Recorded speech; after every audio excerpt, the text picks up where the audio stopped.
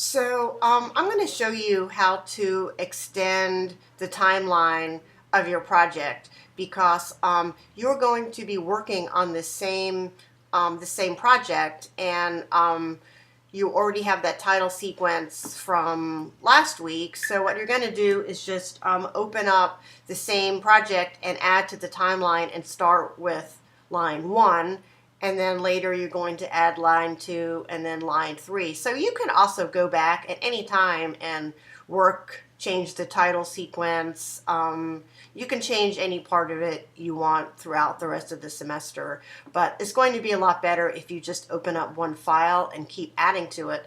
I think some people are a little unsure how to change the length of it, so I'm just going to give you this quick demo. One way is to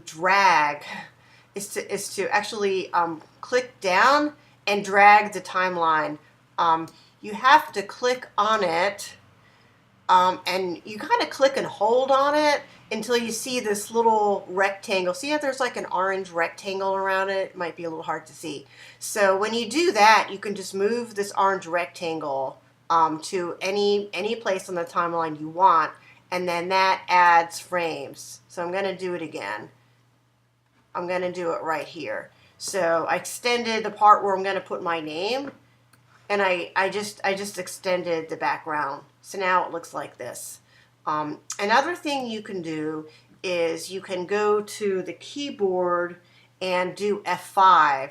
So you can just click somewhere in the timeline and hit F5, and see how it's making it longer. F5 means add frames. If you have a keyboard like mine where the function keys, those F keys, do things like they make the screen brighter or change the volume, there's a key in the lower left that says FN, so you have to hit FN first and then do F5 depending on how your keyboard is set up. You can click on a frame.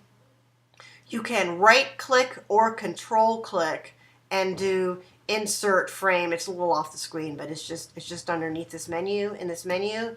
That's one way. You can go to the timeline and do insert timeline frame. Notice it says S5. So those are all different ways to do it. And I wanted to show you something else. Here's my haiku poem, but I want my name to come in at a certain point. So I've already made this layer called my name. Let's say I want the title to end, and then I want my name, maybe I want my name to overlap with the title. I have to make a keyframe here. So I'm going to control click. I'm going to do insert keyframe. It's from this menu. It's just off the screen a little bit. And then I am going to get the type tool, and I'm going to write by Emily Stern. So see that now it says my haiku poem, and then I get to this keyframe and it says Emily Stern, and that is there until I want to turn it off. So I could do a motion tween on it, and I could fade it out, or if I wanted just to get rid of it, I make a keyframe. So again, insert keyframe, it's a little below where I'm recording from, and then I delete it. So this is what I have now. I have my haiku poem, then my name comes in, and then where that keyframe is, it's gone. And notice how on the timeline it's black, the circle is black here, and the circle is empty here because that frame on that layer is empty. You automatically create keyframes on this first frame, but notice how if the keyframe is empty, there's nothing on it, it's outlined like that, and when you do have something on it, it's filled in.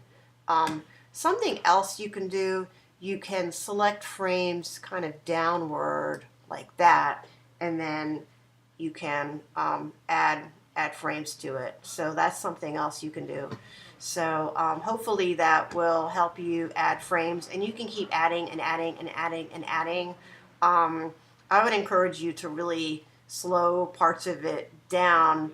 And when you're scrubbing like this, it seems like it's slow. But then when you actually play it, look how fast that goes. Like, that's way too fast. So I would need to add a lot of frames to that so you can read it. So I hope this was helpful.